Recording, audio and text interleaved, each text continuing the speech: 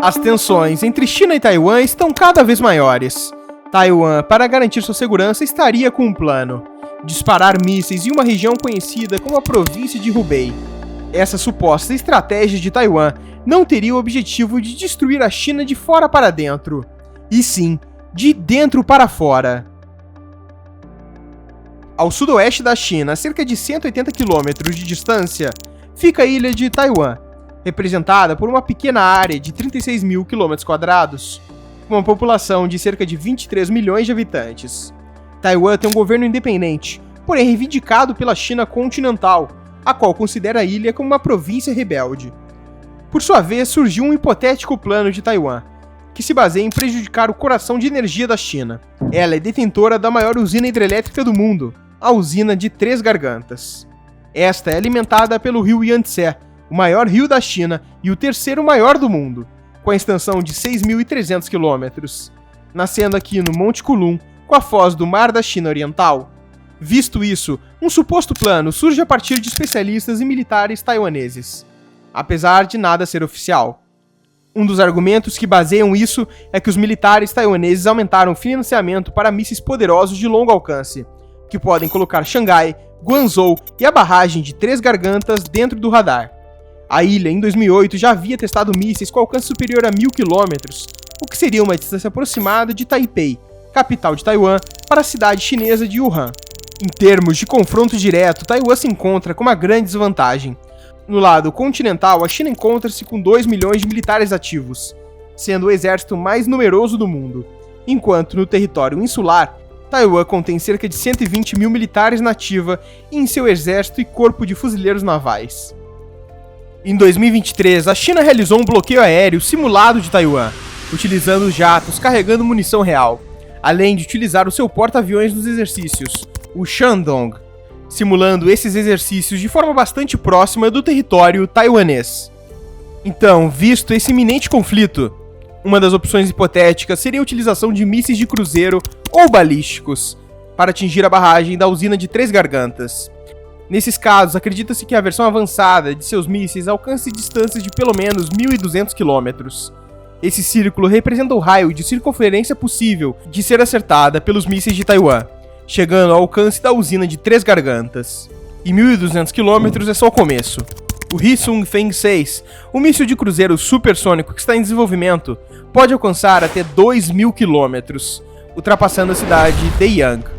Caso o ataque taiwanês fosse um sucesso, devido à alta capacidade de água da barragem, cerca de 40 trilhões de litros de água seriam extravasados por diversas cidades, inundando Xangai, Nanjing e Wuhan. Os danos seriam inimagináveis, já que no conhecido delta do rio Yangtze, o rio que fornece água para a usina, existe uma grande aglomeração urbana, com 16 cidades nas margens do rio, sendo a principal Xangai, com 26 milhões de habitantes. Ao todo, somados, a população pode chegar a 210 milhões de habitantes. Em termos de comparação, apenas essa área da China é bastante similar à população brasileira. Entretanto, como esse plano é uma suposição, apenas idealizações são possíveis, mas utilizaremos fatos palpáveis para especular os danos. Nós já vamos continuar esse vídeo, mas antes, se você quiser aprender a criar mapas e animações como essas, nós vamos abrir um novo curso gratuito que ficará disponível já nas próximas semanas. Então, se quiser garantir sua vaga antecipada, é só clicar no primeiro link da descrição, se cadastrar e em pouco tempo você vai receber o acesso ao curso. Durante as chuvas de monções de 2020, os níveis de precipitação escalaram acima da média em pelo menos 60 anos, resultando em grandes inundações. E segundo o South China Morning Post, cerca de 20 milhões de moradores foram afetados. Historicamente, o rio Yangtze é marcado por várias inundações. Em 1954, uma inundação de 193 km² ceifou mais de 33 mil pessoas na província de Hubei e forçou a mudança de mais de 19 milhões. O mesmo ocorreu em 1911 e 1935, se somados, ceifando cerca de 245 mil pessoas. Um exemplo real de rompimento de barragem ocorreu em 1975, aqui na província de Henan, mais especificamente na barragem de Benqiang, que devido ao grande tufão Ninha, as inundações catastróficas resultaram na perda de 230 mil pessoas. Então, para a proporção colossal da barragem de Três Gargantas, os danos seriam exponencialmente mais danosos que os exemplos citados anteriormente. Então vamos mapear isso. Após a quebra da barragem, a água iria destruir vários distritos e cidades, como Sandoping e depois Yichang, com cerca de 4 milhões de pessoas. Após isso, o distrito de Chongqing, Youdu e Zhejiang seriam provavelmente completamente devastados pela força da água. E a cerca de 130 km da barragem Três Gargantas, também atingiria a cidade de Jinzhou, que conta com aproximadamente 5 milhões de habitantes. A água atingiria a cidade Yuyang, com 5 milhões de habitantes.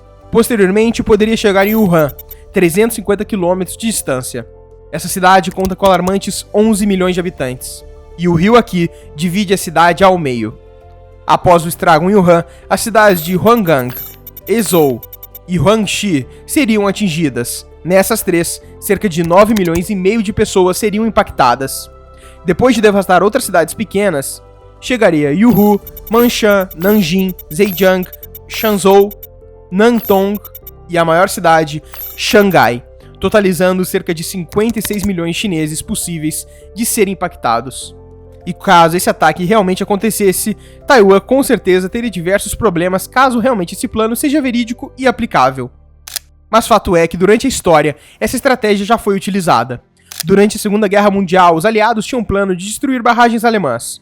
Durante a Operação Chassis, liderada pela Royal Air Force britânica, saiu do Reino Unido para a Alemanha, mais especificamente para as barragens de Eder, ao norte de Hessen, com a frota britânica operando com 19 bombardeiros, e utilizaram de uma bomba especial conhecida como bomba saltitante, que foi criada para bater nas paredes das barragens, afundando e explodindo na base, assim danificando a estrutura.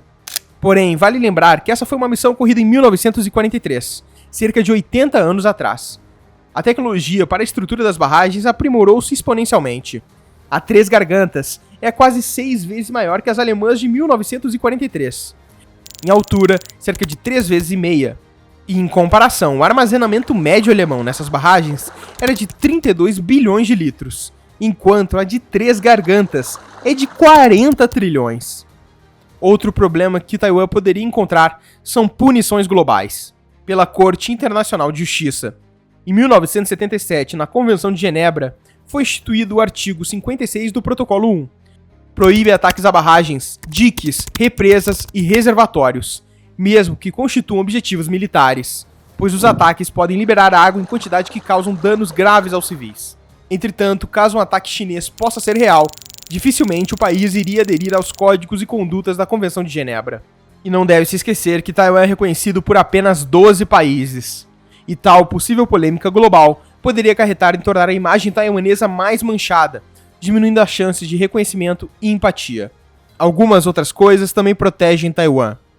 Devido a Taiwan ser o maior produtor de semicondutores do mundo, material extremamente importante para computadores e grande maioria dos eletrônicos, a sanção pode acabar por prejudicar diretamente a economia e desenvolvimento de outras nações, visto que a maior empresa voltada para o desenvolvimento de semicondutores está localizada exatamente aqui em Taiwan.